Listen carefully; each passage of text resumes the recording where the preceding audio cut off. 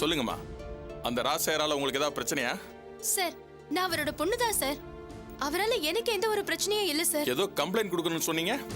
ஆமா சார், எங்க அப்பா மேலதான் கம்ப்ளைண்ட் கொடுக்கணும். என்னம்மா சொல்றீங்க? சார், எங்க அப்பா ஒரு கொலையை பண்ணிட்டு அந்த கொலை குற்றத்துல ஒரு நல்லவரை சிக்க வச்சு ஜெயில தள்ளிட்டாரு சார். எங்க அப்பாவை அரெஸ்ட் பண்ணி அந்த நல்லவரை நீங்க தான் சார் எப்படியாவது காப்பாத்தணும். உங்க அப்பா கொலை பண்ணிட்டாரா? ஆமா சார், கார் டிரைவர் கண்ணனை கொலை செஞ்சு டிக்கில டெட் பாடியை மறைச்சு வச்சிருந்ததா மெக்கானிக் செல்வத்தை அரெஸ்ட் பண்ணாங்களே. ஆமா. அந்த செல்வம் வேற யாரும் இல்ல சார், என் ஹஸ்பண்டோட பிரதர் தான். அவரை கொலை செஞ்சிருக்க மாட்டாரு சார். அந்த கொலையை செஞ்சது எங்க அப்பா ராஜசேகரும் அவரோட பினாமி சங்கரலிங்கமும் தான். நீங்க சொல்றதெல்லாம் உண்மையாமா? சத்தியமான உண்மை சார். எங்க அப்பா கிட்ட பெரிய அடியாள் கூட்டமே இருக்கு. அவங்க தான் அந்த டெட் பாடியை கொண்டு போய் செல்வ மாமாக்கு தெரியாம அந்த கார் டிக்கில மறைச்சு வச்சிருக்காங்க. இந்த உண்மை நேத்து தான் சார் எனக்கு தெரிய வந்தது. அதனால நீங்க உடனே எங்க அப்பாவை அரெஸ்ட் பண்ணி எந்த குற்றமும் செய்யாத செல்வ மாமாவை விடுதலை பண்றதுக்கு நடவடிக்கை எடுங்க சார். உங்க அப்பாக்கு எதிராக நீங்க கம்ப்ளைண்ட் கொடுக்க வந்திருக்கீங்க, ஓகே. பட் செல்வத்தை இந்த கேஸ்ல மாட்டி வர்றதுக்கு மோட்டிவேஷன் என்ன? குடும்ப பகுதான் சார். செல்வ மாமா எங்க அப்பாவை ஒரு பப்ளிக் ஃபங்க்ஷன்ல அவமானப்படுத்தினாருங்கிறதுக்காக, அவரை பழி வாங்குறதுக்காக எங்க அப்பா இப்படி ஒரு ஏற்பாட்டை பண்ணிருக்காரு சார்.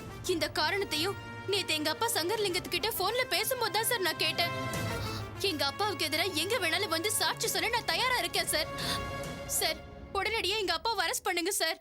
இத பாருமா, உன் கம்ப்ளைண்ட்டை வச்சு உங்க அப்பாவை விசாரிக்க தான் முடியும், அரெஸ்ட் பண்ண முடியாது. ஏன்னா உன் கம்ப்ளைண்ட்டை பொய்ன்னு சொல்றதுக்கு வாய்ப்பு இருக்கு. அதனால ஏதாவது ஆதாரம் இருக்கா? சார், அவர் போன்ல பேசினதை என் காதால கேட்டேன். நான் தான் சார் ஆதாரம். அப்படி இல்லம்மா, சாட்சி ஆதாரம் இல்லாம ஒருத்தர் அரெஸ்ட் பண்ண முடியாது. அப்ப செல்வம் மாமாவை ஸ்டேஷனுக்கு கூட்டிட்டு போய் விசாரிச்ச மாதிரி எங்க அப்பாவையும் கூட்டிட்டு போய் விசாரிங்க. அப்ப அவர் வாயில இருந்து உண்மை வெளிவரும்ல. என்ன சார் யோசிக்கிறீங்க? ஓகே, அப்ப நீங்க உடனே ஒரு கம்ப்ளைண்ட் எழுதி கொடுங்க. கண்டிப்பா உங்க அப்பா விசாரிக்கிறேன். கண்டிப்பா எழுதி தரேன் சார். கான்ஸ்டபிள் சார், இவங்கிட்ட ஒரு கம்ப்ளைண்ட் எழுதி வாங்கிக்க. Okay sir. Thank you sir.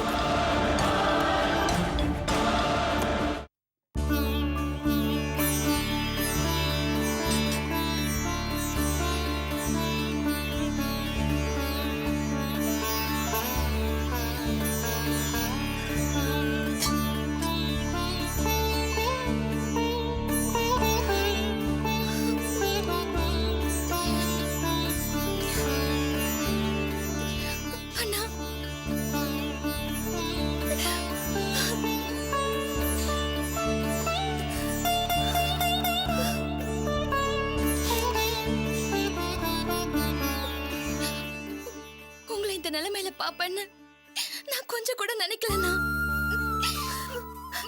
நான் எவ்வளவுதான் தைரியமா இருந்தாலும் உங்களை இந்த கம்பிக்கு பின்னாடி பார்க்கும்போது என்னால தாங்கிக்க முடியலங்க.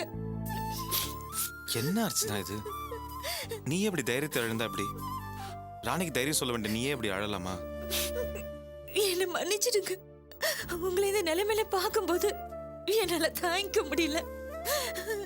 நானும் சராசரி மனுஷி தானே. உங்களை எப்படி எப்படியோ பார்க்கணும்னு ஆசைப்பட்டு, ஆனா இப்படி ஒரு நிலைமையில பார்க்க வேண்டியதா போயிடுச்சு. அர்ச்சனா, ராணி, எதுக்கு இப்ப அழுகுறீங்க? ரெண்டு பேரும் கிணத்து தொடங்க. அவன் என்ன நிரந்தரமா ஜெயில இருக்க போறான்? நாளைக்கே விடுதலை வெளில வர போறான். நல்ல விஷயம் சொல்லும்போது இப்படி அழுதிங்கன்னா அவன் மனசு கலங்கிட மாட்டான். டேய் சிவா, நிஜமாவ சொல்ற? நாளைக்கு நான் வெளியில வந்துருவேனா? ஆமாடா, நம்ம வக்கீல உன்னை வெளியே எடுக்க முயற்சி பண்ணிக்கிட்டு இருந்தாலும் ரேவதி இருக்குல்ல, உன்னை ஈஸியா வெளில எடுக்கிறதுக்கு நல்ல திட்டம் போட்டிருக்குடா. என்னடா சொல்ற? ஆமாண்டா, நம்ம ஆரம்பத்துல சந்தேகப்பட்ட மாதிரி கண்ணன் கொலையில அந்த ராஜசேகர் சம்பந்தப்பட்டிருக்கிறது 100க்கு 100 உண்மையாயிடுச்சு. நிஜமாவ சொல்ற? ஆமாண்டா, இந்த உண்மையை சொன்னதே நம்ம ரேவதி தான். அந்த ராஜசேகர் கண்ணன் கொலை விஷயமா சங்கர்லிங்கத்துக்கு போன் பண்ணி பேசியிருக்கான். இது ரேவதி கேட்டிருக்கு. இந்த விஷயத்தை எப்படியாவது போலீஸை சொல்லி உன்னை விடுதலை பண்ணலாம் நினைக்கும் போது அந்த ராஜசேகர் மடக்கி அவங்க நடத்துற கடைக்கு ரேவதியை கூட்டு போய் இனிமே நீ இங்கதான் உட்காரணும்னு சொல்லிட்டாராம். என்ன பண்றதுன்னு தெரியாம ரேவதி எனக்கு போன் பண்ணிச்சு. செல்வம் ஜெயில விட்டு வெளியில தப்பிச்சிட்டாருன்னு ஒரு பொருளையை கிளப்புங்கன்னு சொல்லிச்சு. ரேவதி சொன்ன மாதிரி நீ ஜெயில இருந்து தப்பிச்சிட்டேன்னு ஒரு பொருளையை கிளப்பின. அதை சங்கர்லிங்கம் உண்மை நம்பி கடைக்கு போய் ராஜசேகரை கூப்பிட்டு வெளியே போயிட்டான். அந்த சந்தர்ப்பத்தை ரேவதி பயன்படுத்தி கண்டிப்பா கமிஷனர் ஆபீஸ்ல போய் சொல்லியிருக்கோம். அந்த ராஜசேகரை நேரம் கைது பண்ணிருப்பாங்க. நீ நிரபராதின்னு நாளைக்கு வெளியே வந்துருவடா. டேய் சிவா, நீ சொல்றதுலாம் உண்மையாடா? சந்தோஷப்படலாமா வேண்டாமான்னு கூட தெரியல. இதெல்லாம் நடக்குமாடா? பெத்த பொண்ணே அப்பா மேல புகார் கொடுக்கும்போது கண்டிப்பா நடவடிக்கை எடுப்பாங்க. உண்மை ஜெயிக்குங்க. நீங்க வெளியே வந்துருவீங்க. ஆமாண்ணா, சிவானா வந்து இந்த நல்ல தகவலை சொன்னதுக்கு அப்புறம் தான் உங்களை பார்க்கலான்னு வந்தோம். நீங்க கட்டாயம் வெளியே வருவீங்கண்ணா. நம்ம எல்லாரும் சந்தோஷமா இருப்போம்ண்ணா.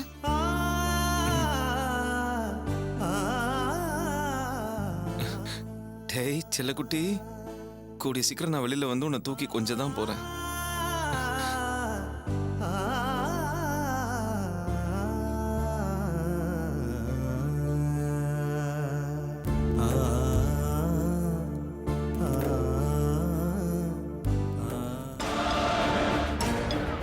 சார், இதான் சார் வீடு.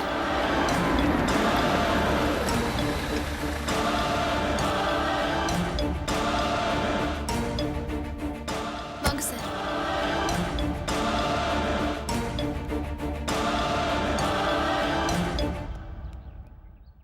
அம்மா, அம்மா. என்னடி போலீஸோட வந்திருக்க? உன் புருஷனை அரெஸ்ட் பண்ணி கூட்டிட்டு போக வந்திருக்காங்க. எங்க அவரு? கூப்பிட வர. என்னடி என்னென்னமோ சொல்ற? அவர் வீட்ல இல்லையே. போய் சொல்லாதீங்கம்மா. கூப்பிடுங்க அவரை. எங்க போய் ஒளிச்சிட்டு இருக்காரு? அப்பா, அப்பா, எங்க போய் ஒளிச்சிட்டு இருக்கீங்க? வெளிய வாங்க. நீங்க ஒரு கொலை குற்றவாளிங்கிற விஷயத்தை நான் போலீஸ் கிட்ட சொல்லி கையோட ஏசிய கூட்டிட்டு வந்திருக்கேன். இனி உங்களால தப்பிக்கவே முடியாது. வெளிய வந்து சரண்டர் ஆயிடுங்க. தப்பிச்சு போக நினைக்காதீங்க. வெளிய வாங்க. எங்க இருக்கீங்க?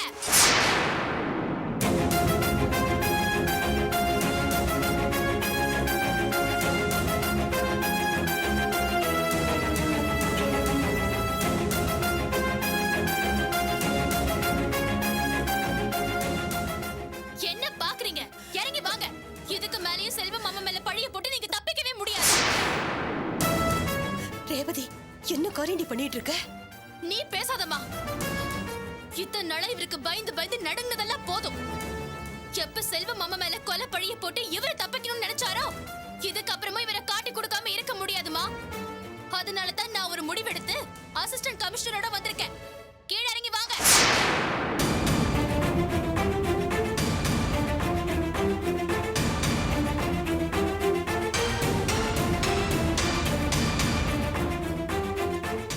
நீங்க கண்ணன் ஒரு ஆளை கொலை பண்ணி அந்த பழிய செல்வம் மேல போட்டதாகவும் அதை ஆதாரபூர்வமா நிரூபிக்கிறதா உங்க பொண்ணு உங்க மேல கம்ப்ளைண்ட் கொடுத்திருக்காங்க. அதை விசாரிக்க தான் நாங்க வந்திருக்கோம். இத பத்தி நீங்க என்ன சொல்றீங்க? பேசுங்க. ஏன் அமைதி ஆயிட்டீங்க? வாய்க்கழிய பேசுவீங்கல்ல. செல்வம் தான் கொலைகாரன், நான் எதுவும் பண்ணலன்னு சாமர்த்தியமா பேசி ஏமாத்த பாப்பீங்களே. இப்ப பேசுங்க. சார், நான் எதையுமே மறுக்க போறதில்லை. கண்ணனை கொலை பண்ணது நான் தான். அந்த பழியை தூக்கி செல்வத்து மேல போட்டது நான் தான்.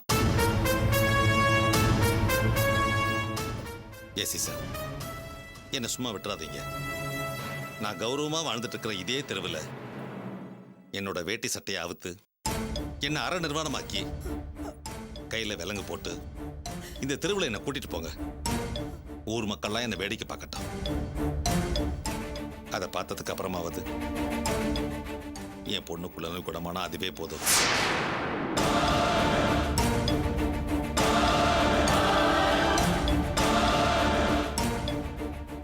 என்ன சார் சொல்றீங்க?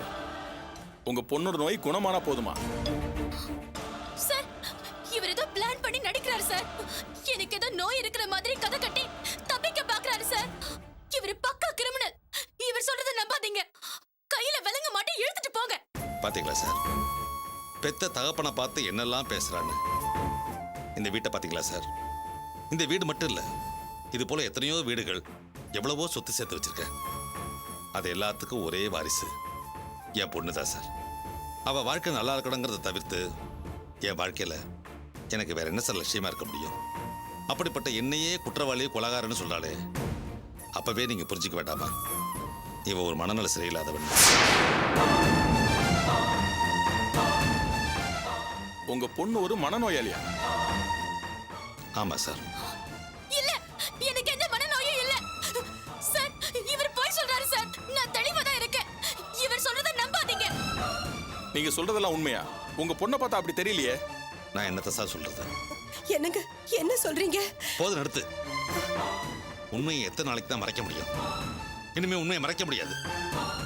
நம்ம பொண்ணுக்கு ஒண்ணு இல்லைன்னா அக்கம் பக்கம் ஊர் உலகத்தையெல்லாம் நம்ப வச்ச மாதிரி போலீஸே நம்ப வைக்க முடியுமா? என் பொண்ணு ஆரம்பத்துல நல்லா தான் சார் இருந்தா, இப்பதான் திடீர்னு இப்படி ஆயிட்டா. இந்த பிரச்சனையால தான் இவ புருஷ கூட இவ கூட சண்டை போட்டுக்கிட்டு வீட்டை விட்டே போயிட்டாரு. இப்பெல்லாம் திடீர்னு இப்படி ஏதாவது பண்ணிக்கிட்டே இருக்கா. இவளோட புருஷனோட அண்ணன் செல்வத்து மேல இவளுக்கு ரொம்ப மரியாதை உண்டு. அந்த மரியாதையால தான் செல்வத்து மேல கொலப்பழி விழுந்த உடனே அவனை எப்படியாவது காப்பாத்துறதுக்காக வேண்டி இப்படிலாம் பண்றாளோன்னு எனக்கு தோணுது. இவளை பெத்து வளர்த்து படிக்க வச்சு ஆளாக்கி இவளுக்காகவே இவளை சொத்து சேர்த்து வச்சிருந்தோம். என்ன சார் பிரயோஜனம்? எனக்கு என்ன பண்றதுனே புரியல. சார், எனக்கு எந்த மனநோயும் இல்ல. இவரை தப்பிக்கிறதுக்காக என்ன பைத்தியக்காரி ஆக்குறாரு. இவர் அரெஸ்ட் பண்ணி கூட்டிட்டு போனீங்கன்னா இவர் வாயில இருந்து எல்லா உண்மையும் வந்துரும். அரெஸ்ட் பண்ணுங்க சார்.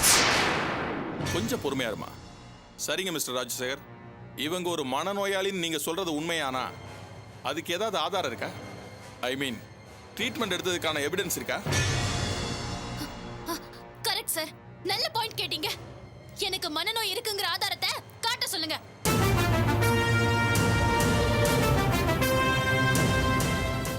ஒரு நிமிஷம் சார், இதோ வந்துடுறேன்.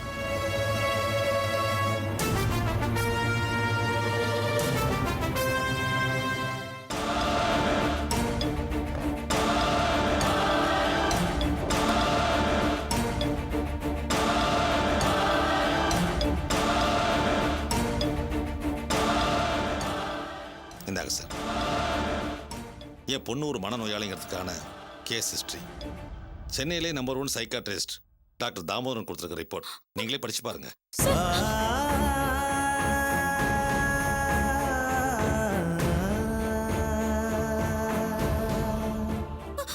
இல்ல சார், நான் எந்த டாக்டரையும் போய் பார்க்கல. இதுல ஏதோ ஃப்ராட் இருக்கு. இருங்கம்மா, நான் தான் படிச்சிட்டு இருக்கேன்ல.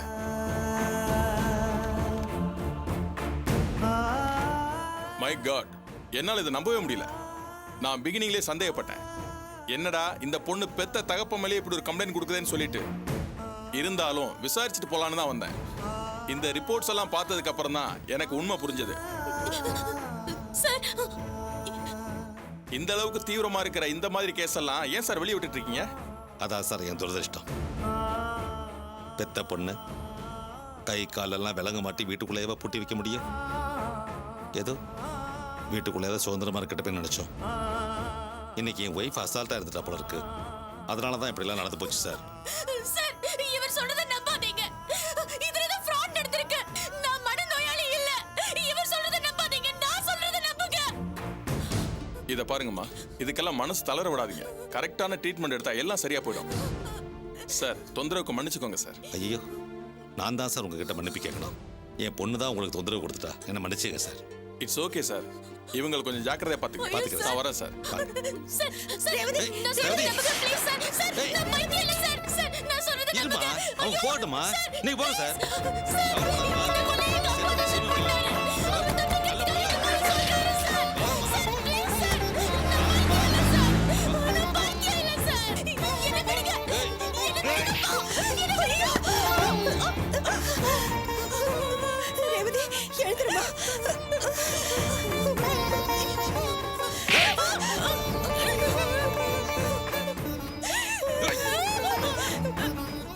ஏண்டி, இந்த ராஜசேகரன் சும்ப பையன் நினைச்சியா? என்ன நினைச்சிட்டு உன் மனசுல? 5 வருஷத்துக்கு அப்புறம் எனக்கு எவன் எதிரியாவான இப்பவே தெரிஞ்சுக்கிட்டு அந்த எதிரியை முளையிலேயே கிள்ளி எறிய வேண்டினா என்னையே நீ போலீஸ்ல மாட்டி. நேத்து ராத்திரி நான் போன்ல பேசிக்கிட்டு இருந்த விஷயத்தை நீ கேட்டுட்டு இருந்தங்கிறது எனக்கு தெரியும். ஆனா உனக்கு தெரியாது. நீ கேட்டுட்டு இருந்த விஷயத்தை உடனே போய் போலீஸ் சொல்லிடக்கூடாதுங்கிறதுக்காக தான் உன்னை கட்டாயப்படுத்தி கடைக்கு கூட்டிட்டு போய் கல்லாவல உட்கார வச்சேன். ஆனா நீ லேசுப்பட்டவளா? ஏன் ரத்தமாச்சே, எனக்கு இருக்கிற அதே புத்திசாலித்தனம் உனக்கும் இருக்குல்ல.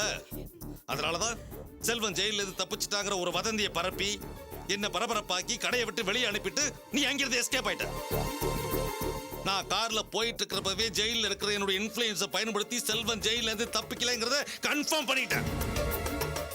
செல்வன் தப்பிக்கலன்னா இந்த வதந்தியை பரப்புனது யாருங்கிற யோசனையிலேயே கடைக்கு போன் பண்ணா கடையில நீ இல்ல. அப்பவே எனக்கு பொறி தட்டுச்சு. இந்த வேலையை செஞ்சது நீயா தான் இருக்கும்னு. எப்படி நீ கேட்ட அந்த ரகசியத்தை போலீஸ்ல சொல்லுவேங்கிறது எனக்கு நல்லா தெரியும். அதனாலதான் என் செல்வாக்கை பயன்படுத்தி போலீஸ் டிபார்ட்மெண்ட்ல விசாரிச்சேன். அப்பதான் நீ கமிஷனர் கிட்ட பேசிட்டு இருக்கிறங்கிற விஷயம் தெரிஞ்சிச்சு. உடனே சங்கரலிங்கத்தை அனுப்பி சிட்டியிலே லீடிங் சைக்காட்ரிஸ்ட் தாமோதரன் கிட்ட இருந்து நீ மனநிலை சரியில்லாதவன சர்டிஃபிகேட் வாங்குறதுக்கு ஏற்பாடு பண்ண. இப்ப தெரியுதா நான் யாருன்னு? இனிமே நீ சுப்ரீம் கோர்ட்டுக்கே போய் சாட்சி சொன்னாலும் உன்னால என்ன எதுவும் செய்ய முடியாது. நீ பைத்தியக்காரிங்கிற அந்த சர்டிபிகேட் என்ன காப்பாத்தும். இப்படி உன்னை லாக் பண்ணணுங்கிறதுக்காகத்தான் உன்னை விட்டு பிடிச்ச. ஏங்க அதுக்காக பொண்ணுக்கு பைத்தியக்காரிங்கிற பட்டமா கட்டுவீங்க? வேற அடி பண்ண சொல்ற? என்ன ஜெயில போய் கழி தீக்க சொல்றியா இல்ல தூக்கல தொங்க சொல்றியா? இத்தனை நாளா நீங்க வெளியில என்னென்னமோ பண்ணிக்கிட்டு இருந்தீங்க, நான் கண்டுக்கல. ஆனா இப்ப குடும்பத்துக்குள்ளேயே மூச்சு